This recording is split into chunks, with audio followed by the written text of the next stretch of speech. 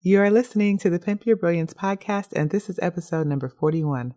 This episode is brought to you by the Visionary Journal. The Visionary Journal is a day planner with vision, encompassing everything you need to successfully achieve your goals. It seamlessly blends goal setting, visualization, planning your day-to-day, and regular review to help you get from idea to done. Learn more about the Visionary Journal by visiting visionaryjournal.co.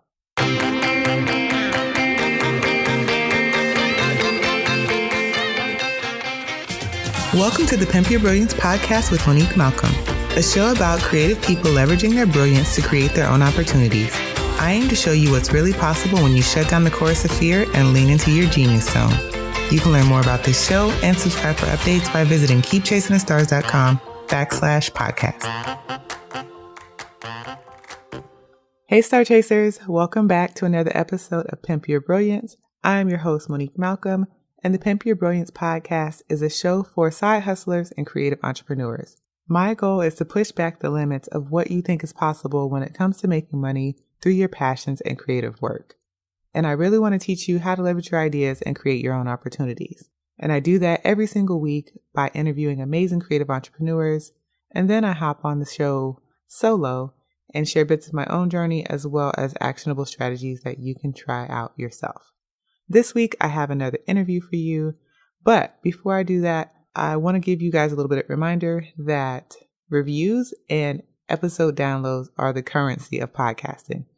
Those are the things that people measure in the podcasting world. So if you enjoy the show, I'd love for you to leave a review in Apple Podcasts, as well as share the show with a friend. You can tag me on Instagram with any of your takeaways, or if you share it in your Instagram stories, but please review and please share, because this is how I get feedback on what I'm doing really well, and it also helps the show grow. And that benefits us all because I can book even bigger and badder guests than the ones I currently have. And the more, the merrier. Okay, but anyway, this week, like I said, I have another interview. And one of the things that I really pride myself on is looking for guests that are doing out-of-the-box things. They run businesses that are really non-traditional or about really novel concepts or things that I've never even heard of. And today's guest definitely checks that box. So if you're a person that's into astrology, auras, chakras, getting your natal chart read, all of those type of astrology related things, you definitely want to tune in, because I have Aycee Brown. And Aycee Brown is a human design expert, founder of Goodnight Darling Co, and a life and business strategist who helps people thrive and find financial success based on their aura type. She guides her clients through the process of transitioning from doing life by the book to following their guts in every aspect of living. So we're going to be talking about human design. And in this episode, Aycee introduces us to the concept of human design, and then she breaks down how you can live your best life by applying your own human design strategy. So grab a pen and a notebook and let's dive in. Hey, Aycee, welcome to the show. Hello. How are you today? I am great. Wonderful. Listen, I am so thrilled to be talking to you because this is what we're talking about today is like something that I didn't even know about until maybe a handful of weeks ago. And I feel like it's going to blow some people's minds. And I always want to make sure that not only am I presenting people possibility when it comes to working these creative careers and creating your own opportunities, but I also want to get people's minds thinking about expanding beyond what they already know and expanding beyond the normal things that they hear about. So what we're talking about today, I'm pretty stoked for us to be having this discussion. So go ahead and let's start at the top. Tell us who you are and what you do. Well, I am Aycee Brown, and I am the owner of a company called Goodnight Darling Co. But most importantly, and my passion and purpose, I am a life and business strategist who helps people thrive and find financial success based on their human design aura. All right. So spoiler alert, we're going to be talking about human design and what that is. So go ahead and let people know, if they've never heard of the term human design, what does that mean? What is human design? Well, human design is a combination of astrology, the Kabbalah system, chakra system, I Ching, and quantum physics. So it's an all-encompassing system of self-discovery using your inner receptors, your nerve points, your birth information, some of your 7 chakra centers, not the same as the regular chakras, and it determines how you are designed to function in the world. Or how I like to explain to people in layman's terms is, if astrology was the finished IKEA bookcase, because we've all built an IKEA bookcase at one point in our lives. Yes, or maybe two. right, or 2 or 3 or 4. I like to say human design is the instructions on how to build the bookcase. All right. So it's the instructions on how to build a bookcase. So I'm curious, because I don't think you and I have actually talked about this, but how did you get into this work, or how does one train to become a human design chart reader or learn more? How I got into this, when I first moved to Maryland, I live in the Maryland, DC area. I was getting ready. Well, not getting ready. I had already started in New Jersey, where I'm from, New York, New Jersey. I started a photography business. Then I moved here, and I was interning for a very popular, well-known commercial photographer in the Baltimore, Maryland area. And the resident makeup artist, she was all into yoga and chakras, and she ate kale chips, all of that stuff. And at the time, I was like, oh, okay, kale chips, they're good. And there was this kale chip company called Brad's, I believe, and she knew the owner. So she used to always bring us kale chips. And one day we were talking, during in between shoots, and she was like, yeah, human design. I just got a human design reading. And blah, blah, blah. And I was like, oh, what's human design? So she started going over the human design aura types, which we'll talk about. And she was explaining each of them to me, and one of the aura types is called a manifester, and I just knew I was a manifester. I'm like, I'm a manifester. I am Aycee the manifester. Yes, yes, yes. That sounds like my life. And then I filled in my information, and I found out I was a projector, and I literally was crushed. I was like, what's going on? This is not my life, and why is this happening? There's only 22% of projectors. I'm supposed to be a manifestor, a manifesting generator. And as I started researching more, it made sense. Everything up into my life actually made sense. All the good things that were happening, all of the things that I was forcing, everything made sense based off of this particular aura type that I was. And then a friend of mine and we were going to open a coaching practice doing human design. So we took a bunch of classes, training. We spent thousands of dollars on different trainings and classes and courses. And then she decided, I don't want to do this anymore. And so I was like, fine, I'll just focus on photography. And I just learned how to use it for myself. And I was reading people's charts just personally at that point. Ooh, so I don't know if I told you this, but Amber, and you guys should know Amber, she's been on the show. She's my biz bestie. Her and I were talking one day, and she was telling me about the work that she was doing with Aycee, and she was like, Aycee's been talking to me about human design, and I believe Amber's a generator.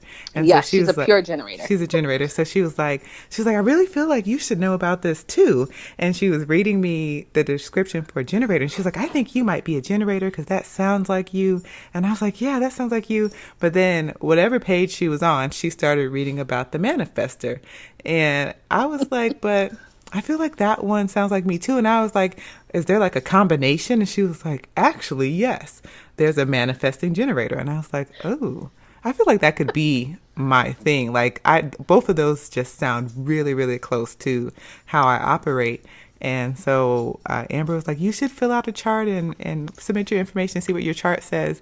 And sure enough, I am a manifesting generator, which I'm still learning about what that means. And Aycee will be able to explain to you guys a bit more in just a moment what that means. But I don't know, you guys, there's like a method to this madness, and I'm kind of digging it. So one thing I want to make sure that we point out, is human design a belief system? No, it is not. Some people might beg to differ who have been in it since the beginning, the baby boomers. The person, Ra, who got this information downloaded, he liked to call it an experiment. And that's where, if you read anything online, people talk about experimenting and deconditioning because when you find out your aura type, you pretty much have to decondition from all of the things that you've been taught from childhood, from society, etc. So it's not a belief system, it's more of a blueprint for your life. I like to say that human design is more of a tool for you to use to thrive and become successful in your life through making better decisions. And I like that. I like that, using it as a tool to make better decisions, because this is important in every area of our life, but especially as creatives who have creative businesses, decision making is like one of your most important skills, and being able to feel confident and make decisive decisions very quickly. So I don't want to waste any more time. Let's talk about strategy and authority, because these are the two main tools that human design, I guess, I don't know if the right term is, assigns to people. But can you talk about what a strategy is and what authority is? Yes. So your strategy is your aura type strategy. So each aura type, and we'll get into the aura types, has a specific strategy. And that is how you're supposed to respond to the world or decisions, or things that happen to you. Your authority is, I like to say, the final decision-making skill that you have. And there's 6 of them. They range from sacral authority to emotional, and it's about making those decisions. So for instance, I have an emotional authority. My authority is ruled by my emotional solar plex, which is in your chart. So I like to tell my clients, you have to wait out the petty period. So you have to wait out the emotional period from making decisions. And I'm allowed to tell people, you know what, let me sleep on it. Let me get back to you, because I need to not react or make decisions emotionally. Some people have a sacral authority where they make decisions based off of a gut feeling, based off of how they're feeling internally. It's more like a sound. And there's other people who have different authorities where they are allowed to get input from other people to make those decisions. So the strategy is like the overall decision making, but your authority is like your final kind of destination, your final destination for decision making after you follow your authority. All right, so let's break down the different strategies. Okay, so there are 5 aura types. They like to say 4, but one of them is broken down into 2. So we have our generator population that has the biggest population. There's 70% of generators, and they're broken down into pure generators and manifesting generators. And that particular strategy is to respond. So your decisions are made to respond. Then you have your manifestors, which are pure manifestors. Their strategy, is to initiate. And I'll go into what that means. And then you have projectors, which I'm a projector, and mine is to wait for the invitation. And then you have reflectors, which are the smallest population, which is about 2%. And theirs is to wait out a full lunar cycle, or 28 days. But there's different ways that they could fudge that as well. So what does it mean to respond for generators? So generators and manifesting generators, your goal is to master something, number 1, and to respond to life. So a lot of generators get very angry because they like to want to make life happen. And as a generator or manifesting generator, the only goal that should be yours is mastery and waiting for life to show you signs.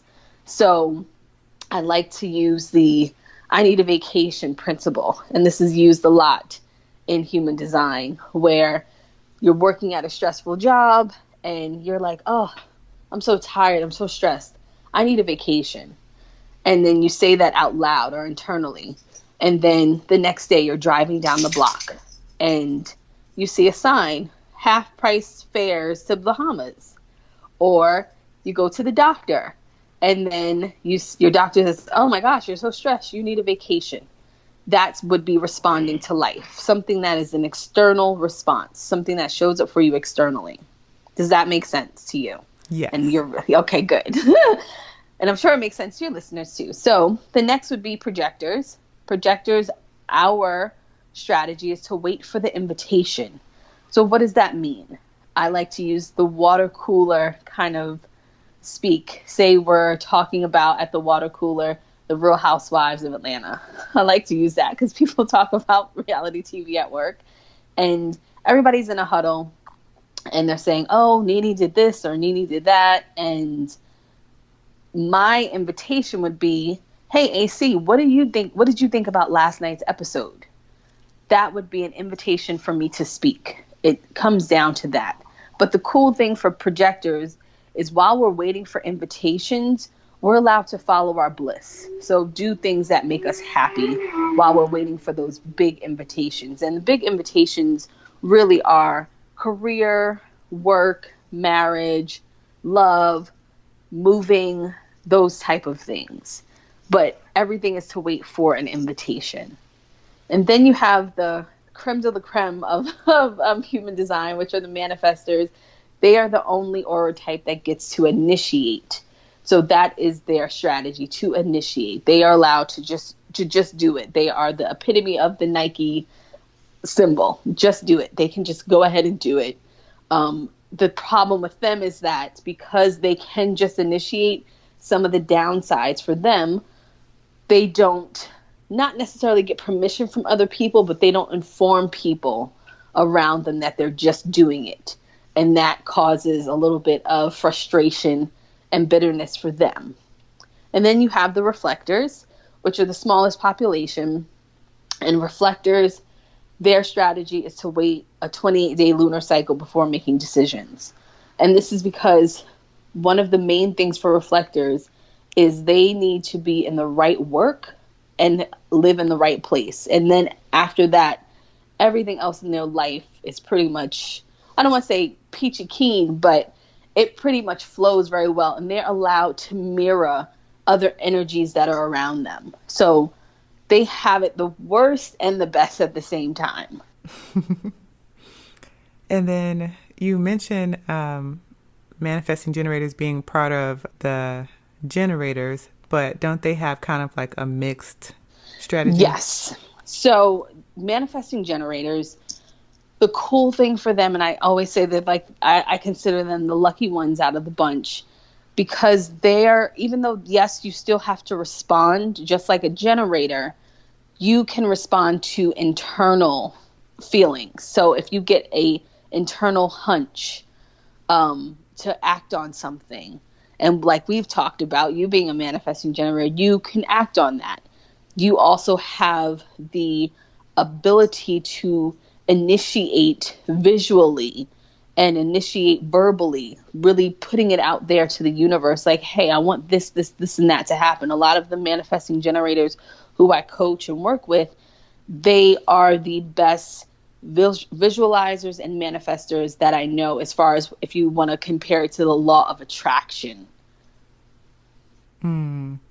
And I find this to be so interesting because one of the things, and I've been talking to AC about this for the last couple of weeks, and when she first broke down, like really basically for me, what a manifesting generator was and how things work and my strategy, one of the things that really came up for me that I told her I really resonated with was the whole idea of manifesting generators being really able to visualize things.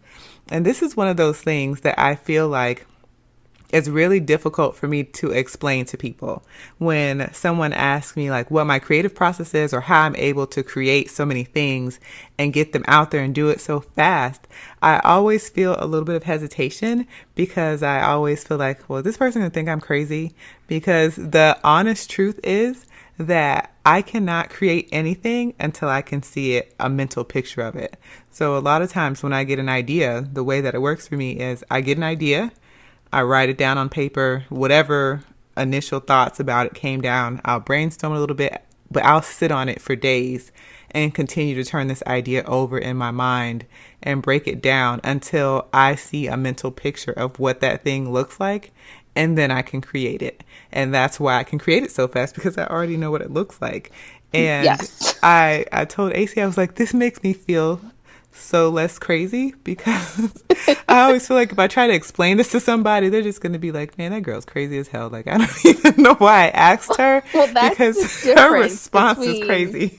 No, well, that's the difference between generators and, pure generators and manifesting generators. You can act on those internal nudgings and that creation process. The goal for you really is creation. The goal for generators is really mastery. And there's a difference between that. For instance, just comparing some celebrities to their aura types, Oprah, Beyonce, Albert Einstein, they're pure generators.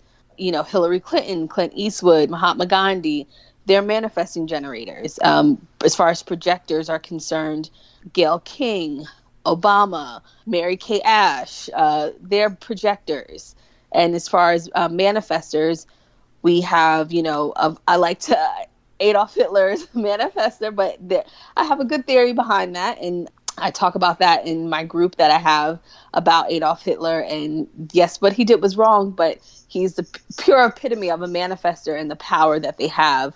George Bush, Jerry Seinfeld, they're manifestors, and reflectors, Sandra Bullock and Merv Griffin are reflectors. So just to compare some charts to, but when it comes to manifesting generators and generators are for mastery. Manifesting generators are mastery as well, but mostly creation of their mastering their creations, if that makes sense to you guys. Yes, that does. So you've been doing this work for several years. What do you feel is the intent of human design? For me, the intent. So I've been studying and training and reading charts and talking to people about this probably for about 7.5, almost 8 years.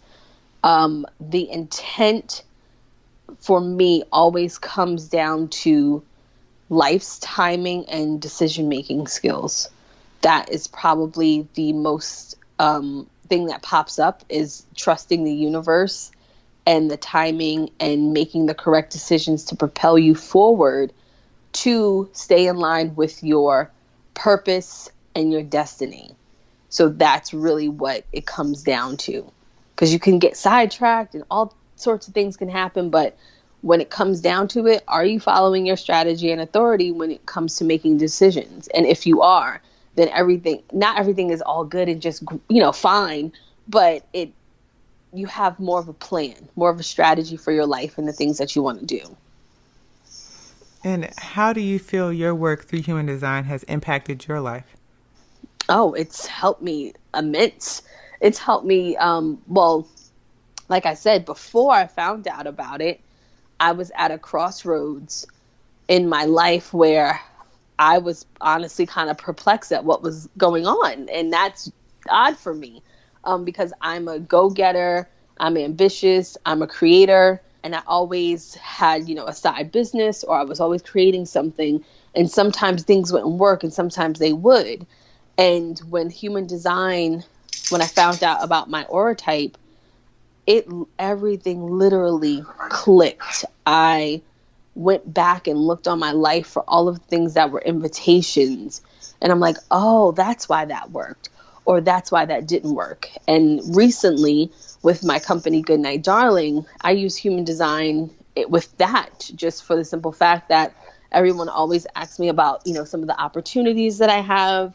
And I don't want to say most, I would probably say all of the big opportunities that I've had have all been invitations. They've all been people inviting me into spaces, into things, into opportunities that I didn't have to seek out. And that's really living in my design. And it worked out, and it always works out. Awesome. All right. So let's talk about do you have my chart nearby? Do I have it? I don't have your chart nearby, but I remember most of it because I know the pertinent stuff in your chart. Okay. So I feel like I want to give a really brief overview of like some of the information that people can that they'll find on their chart or that will be revealed for their chart. So in as general terms as possible, because it's a lot of information, you guys. If you see what a human design chart looks like, it looks like something out of like a cross between like an astrology book and like an anatomy book mixed in with like some random science. There's a lot going on if you look at just like the visual of what the chart looks like, and there's a lot to read. So can you show like, I actually pulled up your chart. Yes, I pulled it up. So all right, so like the highlight of some of the things that I learned from my chart. In my opinion, from all of my studies, and I've been studying a lot of charts, probably hundreds of charts, especially celebrities, billionaires, millionaires. And I've come to the conclusion that most millionaires, billionaires, or movers and shakers in the world have certain characteristics in their charts. There's about, not necessarily, human design really associates two particular gates and their lines in the chart. When you look up your chart, people who are listening, as money gates, but I associate 5 different ones. And you have 2 money gates, in my opinion. And you also have really, really strong intuitive gates. And that sticks out to me because, like I said, my research for all these millionaires and billionaires have certain characteristics in their chart. And it's pretty amazing how when people start becoming successful, and then I go look up their charts, and I'm like, oh, okay, this makes sense. Like, that makes sense. And it's not, and I don't want people to be upset when they don't have certain things in their chart, because you still have the power and you have the power and the free will to do whatever you want with your life. However, there's advantages that you have. So for instance, in your chart, you have a gate that is one of my favorite gates. I have this gate too. It's called Gate 45, and it's the King and Queen gate. And people, I call that a money gate. Some people don't, but it's part of the money line or money channel in your chart.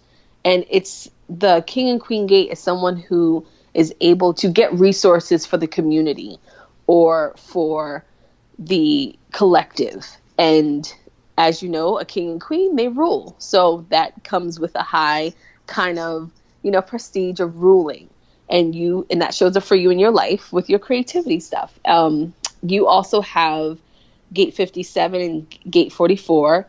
Gate 44, we like to call in human design clear smelling or the clear olfacting gate. It's a lot of other things too, but a lot of times people with that gate, they have very, very high sense of smell.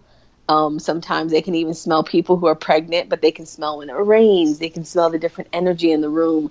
They actually make good mediums because they can smell the energy. And of course, spirits, they have an energy that changes the smell in the room. And you have stories of you smelling certain things too. Oh gosh, like there's never a day that I walk in my house, I'm like, y'all don't smell that? Like something in here smells off. And my husband and my son think that I'm crazy. But I mean, it happens every day. I'm like, y'all don't smell that? Like something's burning. And they're just like, we don't smell anything. And I'm like, how do you not smell that? Yeah. So that's that gate. And then you also have Gate 57, which we've talked in depth about, which is, it's an intuitive gate. It's not called intuition, but it's clear hearing.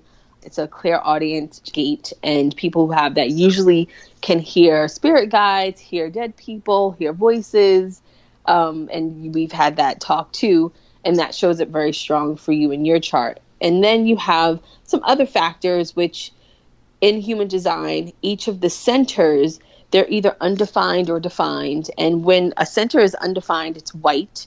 And that means that you take on a lot of outside energy, or you get a lot of input from outside sources. So you have a undefined head and ajna. And we talk about you and your creativity and all of your ideas that flow to you. And sometimes it's uncontrollable. And that's why you have that, because of those specific things in your chart. Yeah. So basically what you heard Aycee say is that I'm going to be a millionaire and I have unlimited creative ideas And sometimes things smell weird, but nobody else in my house knows that, but it's me. And the intuition piece, which I do feel very strongly about that. And that's something that I, I I had an experience, and I guess I'll share this. I had an experience earlier this year. One of my childhood friends, I hadn't seen her since high school. We were really good friends in middle school and high school. And she was getting married this year. And I wanted to go to the wedding, but it overlapped with travel I was doing for speaking. And so there were just a lot of hurdles I was going to have to, not, I don't say a lot of hurdles, but it made it difficult for me to commit to going to the wedding. But the entire time that I was trying to figure out whether or not I was going to go, I just had this very clear message in my mind that, like, you have to go to her wedding, because if you don't go, you're never going to see her again. Like, you're not going to see her again, basically was what the message was like. It was very clear. Like, I had this in my mind, like, if you don't go to her wedding, you're not going to see her again. But I just took that as, well, we haven't crossed paths in all these years. She lives in a different state. So when are we going to cross paths is really how I decoded that message. And she passed away less than 30 days after her wedding. And I had so much regret about that, because I basically got a heads up, like, you should go to her wedding because you won't see her again. And so that's really like a thing that's really stood out to me over the last couple months. Almost, I felt some regrets for that for a really long time after she passed. Once Aycee told me that, I was like, that makes sense, because I can trace back other times where the intuition for something was there, and I was just like, you're just being crazy in your mind. And then I didn't take that, and something happened. So I don't know, you guys, there's something here to this. Yes, it is. And like I told you, you need to follow up on those hunches. So that's what human design can do for you. And it's not all, and people always, oh, I don't have this in my chart, I don't have this. You have your whole chart. Everybody has everything in the chart. You have all the lines, all the gates, everything. It's just whether or not it's activated for you. And activation is if it's black or red, or if it's checkered. So if it's white, you still can experience those particular things that those gates mean, but it just might not be as prevalent if it's activated. Hey, Star Chasers, still struggling to reach your goals? The Visionary Journal is a goal-setting system encompassing everything you need to successfully achieve your goals. It seamlessly blends goal setting, visualization, planning your day-to-day, and regular review to help you get from idea to done. The Visionary Journal is designed to help you transform your goals into actionable tasks and integrate them into your schedule. You start with the big picture areas of your life, set SMART goals, create a 90-day action plan, and commit to doing the work that will move you closer to achieving that goal. For more information and to order your own copy, visit visionaryjournal.co. So I want to know, because you've mentioned clients that you've worked with, how do you use your human design knowledge to help your clients? Well, how I use my human design to help my clients. Well, first and foremost, I'm psychic. I'm claircognizant. That's first and foremost. My grandmother figured that out when I was about 3 years old, because the phone would ring and I was like, oh, is that such and such? And it would be them. Or I would say, oh, is Aunt Cora such and such? And she's dead. She's dead. And I would just talk about people who weren't around. And so my grandmother noticed that when I was young.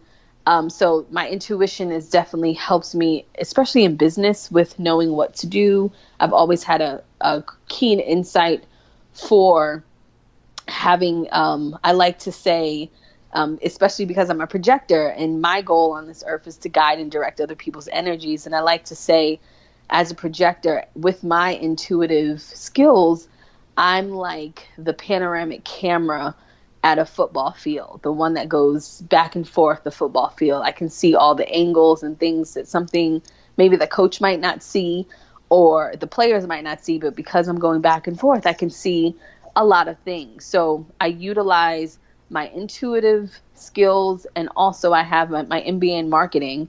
I use my actual formal education to help clients pinpoint either, not, I don't want to say areas of weakness, but take them from, I know what I want to do, but I don't know how to execute it, to now I'm clear on my plan and my vision, and here's the goals and the strategy that we're going to accomplish over the next 6 months or 6 years or however it may be. I give them a plan. So, and I incorporate human design with that, is going over their chart and figuring out what areas are their strengths, what are their, not necessarily weaknesses, but what things that they might have a challenge with, and also helping, and human design helps you align with your purpose as well to the things that you really want to do.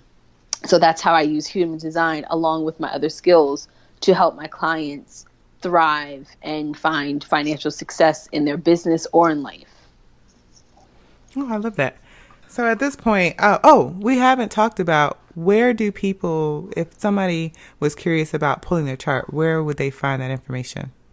They could go to Jovian Archive, and I'm sure you'll put this in the notes or something, or they can go there, or they can reach out to me on my website at ayceebrown.com, sign up for my newsletter, and I have a lovely freemium there where it's called Passion, Purpose, and Profits, and the missing link. And it just goes over human design, all of the things that we talked about, some of the keywords, the auras, the different aura types, some other things in the chart. And you can, find the link there to pull your chart. And you can also have a resource, which is, I have a Facebook group called 0 to 100, a human design collective, where I talk about human design each week. And we, chat about astrology and human design, and sometimes, all sorts of woo-woo stuff, and helping people live in their strategy more. Awesome. All right. So I'll have all of those links in the show notes, of course. Okay. So now would be a great time for us to talk about the Pimp Your Brilliance Action Challenge. So Aycee is going to share with us 3 ways to live your best life through human design. So the first step would be to, of course, find out your aura type. And when you do find out your aura type, do not go down the rabbit hole of crazy and trying to wrap your brain around everything, because you will get overwhelmed. So I suggest joining, of course, a group like mine where you can get things in baby steps. And, my guide too gives you baby steps. The second after you find out your aura type, is to do some journaling and do some assessment on where you are at in your life and the things that are either working for you or not working for you, and ask yourself, based off of your strategy, did you follow your strategy with those decisions that you've made? And the reason why I say that is because it's always good to look at where you are and how far you've come based off of your own sort of, it's like a mini, like, intuitiveness, where sometimes when people find out that they, like you said, no, it sounds like I'm more of a manifesting generator, and then you look at, what a manifesting generator is, and you've been following that for a long time. So that's pretty cool to have that already implanted in you. So that would be step number 2, is to write down, after you find out your strategy, have you been following it, intuitively, by accident, if you want to say.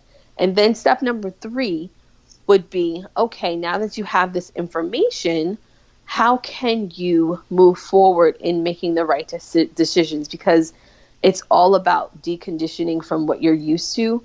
Because a lot of people, when they hear about manifestors, everybody wants to be a manifester because they get to initiate.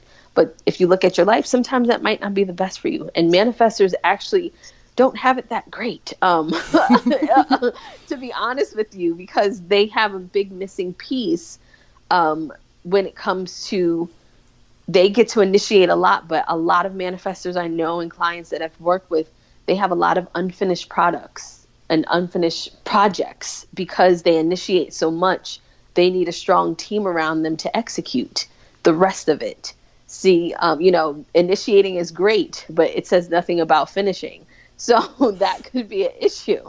So you have to look at those things. So the third thing would be, you found out your design, you join my group, you don't go down a rabbit hole. Second thing, you do some journaling and you figure out if you have been following your strategy. And the third thing would be how can you use your strategy to take yourself to the next level and making the better decisions.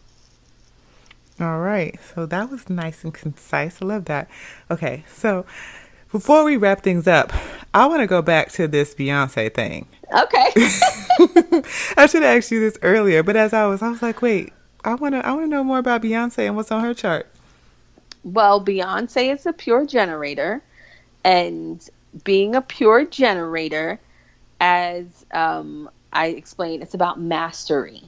So Beyonce actually has a few money gates in her chart as well. And she has a lot of entertainers and millionaires have this gate. It's gate 14. It's the only gate in human design that really doesn't have a downside to it. And gate 14, it's accumulation. They like to call it the closer gate. It's one of those gates where in human design, people like say, if we were to point out a bunch of people that were going to win the lottery, they would have gate 14. It's one of those just lucky kind of gates. I actually have it. But Beyonce has that gate. But with Beyonce's chart, she has a lot of other good things too. But with her being a generator, people are like, oh, she's so successful. She's so successful. It's because generators are the builders. They're the worker bees of society. But they're here to master something. And also, they are the pure strategy of responding to life. Her dad noticed that she could sing, or her teacher, I believe, noticed that she could sing at school. And then her dad's like, okay, we're going to form a group. That's her responding to life. So these were things that were brought to her externally that, of course, yes, she was good at, but she responded to it. So I like to use Beyonce and Oprah, as Oprah's also a generator, as examples because they responded to life. And generators have the hardest time because they are just here to respond to life. Life is literally supposed to happen to them. They're supposed to sort of fall into it. And that's a hard pill to swallow when you're trying to make things happen or follow your passion or etc. But for pure generators, responding to life is how they're going to be successful and mastering what they respond to. All right, you guys. So now you know what's on Beyonce's chart, and you need to go figure out what is on your chart. Are you a generator? Do you have the same gates that Beyonce has? Maybe you're going to be up there singing and dancing at Coachella. I don't know. Maybe.